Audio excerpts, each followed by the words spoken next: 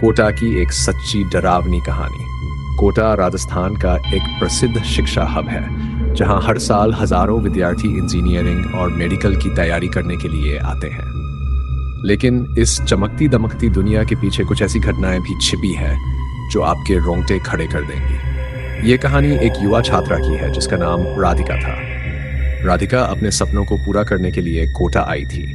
उसने एक पुराने हॉस्टल में कमरा लिया जो शहर के बाहरी इलाके में स्थित था। ये हॉस्टल कभी एक हवेली हुआ करती थी, लेकिन अब उसे हॉस्टल में बदल दिया गया था। राधिका को शुरुआत में सब कुछ सामान्य लग रहा था, लेकिन कुछ ही दिनों बाद उसे अजीबोगरीब घटनाओं का सामना करना पड़ा। रात को उसे कमरे में किसी के चलने की आवाजें सुनाई देती, लेकिन जब वह उठकर देखती तो वहां कोई नहीं होता। कभी कभी उसे ऐसा लगता कि कोई उसकी किताबें उलट पलट कर रहा हो, लेकिन कमरे में कोई दूसरा व्यक्ति नहीं होता था। एक रात जब राधिका पढ़ाई कर रही थी, उसे लगा कि किसी ने उसके कंधे पर हाथ रखा है। उसने पीछे मुड़कर देखा, लेकिन वहां कोई नहीं था। डर के मारे उसका शरीर कांपने लगा। उसने अपनी रूममेट को ये बातें बताई, लेकिन उसने इससे सिर्फ एक भ्रम मानकर टाल दिया। लेकिन घटनाएं यहीं नहीं रुकी। एक रात जब राधिका सो रही थी, उसे सपने में एक महिला दिखाई दी जो रो रही थी और कह रही थी, मेरे साथ न्याय करो।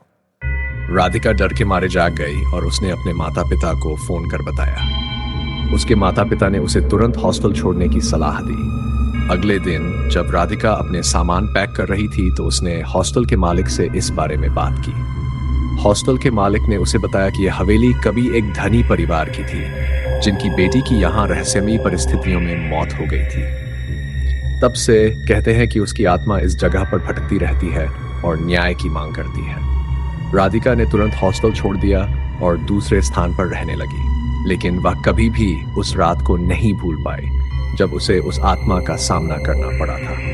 कोटा की यह कहानी आज भी कई लोगों को सिहरन पैदा कर देती है और ये याद दिलाती है कि कभी कभी हमारी दुनिया में ऐसी चीजें भी होती हैं जिन्हें समझ पाना मुश्किल होता है।